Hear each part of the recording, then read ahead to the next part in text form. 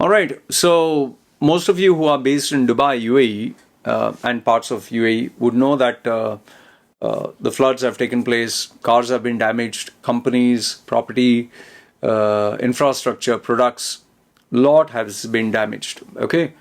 And some people are saying that, oh, insurance is going to cover. Well, let me give you a news flash. Insurance is not going to cover it. Okay. And in this video, I'll give you my thoughts as to why insurance will not pay you the money or damages cost. Let's start with the basic, simple common sense. Insurance companies are there to make money. Insurance companies are not there for you to make money. Okay, so it's obvious, common sense. They are there to make money. They would rather prefer you pay money every month and never make a claim. That's the ideal situation they look for. They always give you, God forbid, if tomorrow you get an accident, God forbid, if tomorrow you are in the hospital, God forbid this, God forbid that, consider it like mandatory savings. They'll give you all that bullshit. Okay. I know this because I worked in the insurance sector when I was 16, and I went through different insurance training programs. They even teach you what to say, not to say. There was Alliance Insurance, there was Alico. That you're talking about nearly 21 years ago when I worked. 20? No, sorry, 30 years ago. Alliance Insurance was a company based in Dubai, UAE, and Alico, American Life Insurance Company. I worked as part-timer there. So at the age of 16, they literally taught you sentences and phrases to use so as to convince the customer. And I'll tell you, the loopholes of the system were incredible. What were the loopholes? You would promise them the sun, moon, and stars. They are, don't worry, we will take care of you and all that, because they are salespeople, okay? And they'll convince you to buy. But when you make an insurance claim, it doesn't go to the salesperson, it goes to the insurance claim department, claims. So you're dealing with totally someone else. So the sales guy, his job is to make money. His job is to sell and, commission over commission. While the insurance guy claims is to tell you all the loopholes which never existed and refuse to pay you money. The best example I can give you is when I worked for my ex-employer, Quick Electric. There was a fire that took place. It was an industrial plant that he had, switchgear. His warehouse was connected to another warehouse in Sharjah. It was a chemical, they used to store chemicals.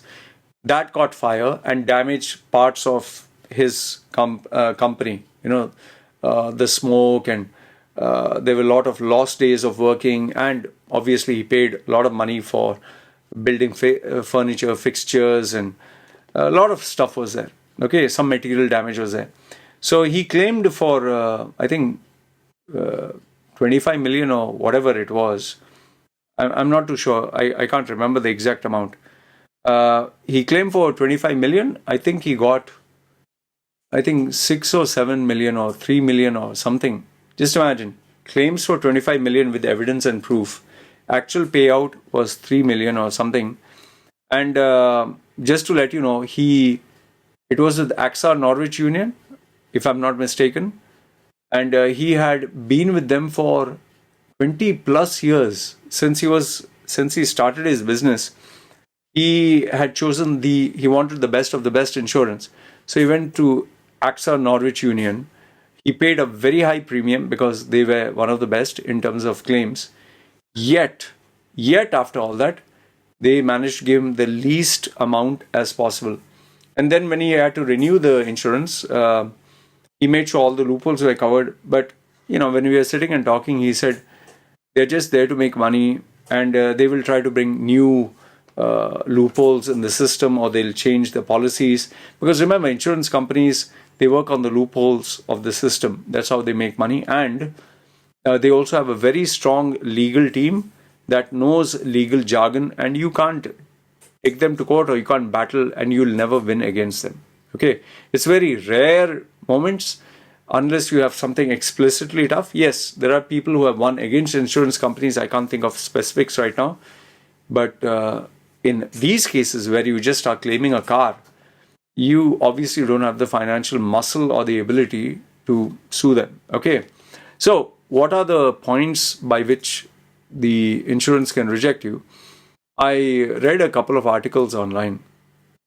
So, this is what College Time said. I'm just giving you the summary. They said heavy rains caused floods in roads, parking lots, wadis. Insurance claims for rain related damages may be rejected. It's not may, it will be rejected. Claims could be denied if vehicle wipers are damaged or if cars are parked and driven in submerged waters. So basically, it covers everything. If you parked your car and flood came, damage will not pay.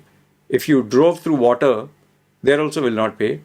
And if any bits and pieces of it is damaged by rain, will not pay. So then what will you pay for? Then motorists have a right to file insurance claims, but under specific conditions.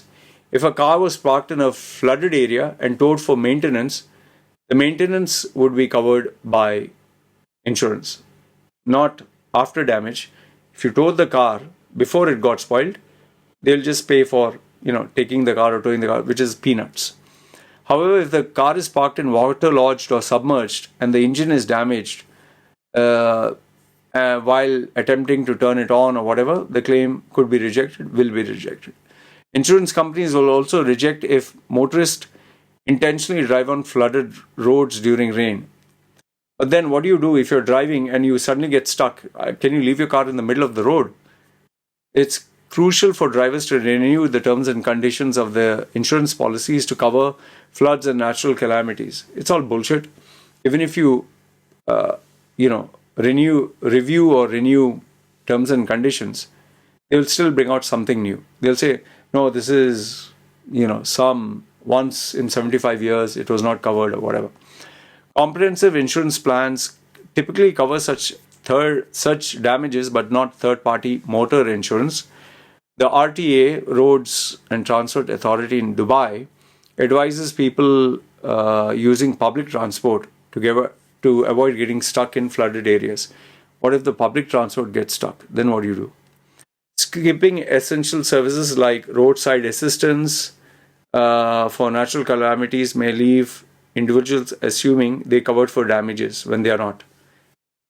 The problem is there are hundreds of thousands of cars stuck in water. These roadside assistants are not prepared for such a large-scale damage.